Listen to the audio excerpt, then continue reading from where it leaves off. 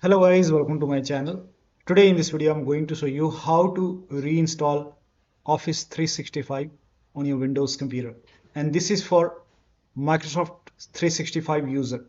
So if you have purchased Microsoft 365 before and if you want to reinstall it, then please follow the steps shown in this video. Now for this you can go to account.microsoft.com. The link is provided in the video description. Open this link in a browser. It will take you to Microsoft website. On this website, you will see sign in options. So click on sign in. Now, when you click on sign in, you have to sign in with Microsoft account that was originally used to activate Office 365.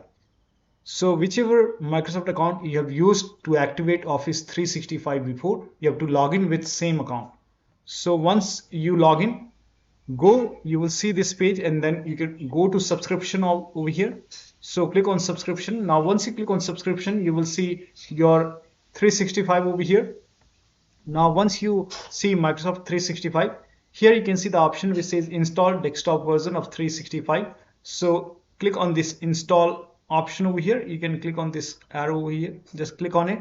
Now once you click on it, you will see this pop-up that says install Microsoft 365. You can select the language, and here you can see 365. Now click on install. Now once you click on it, you will see this office.setup.exe file. You can run this exe file. Click on it, click on yes to allow.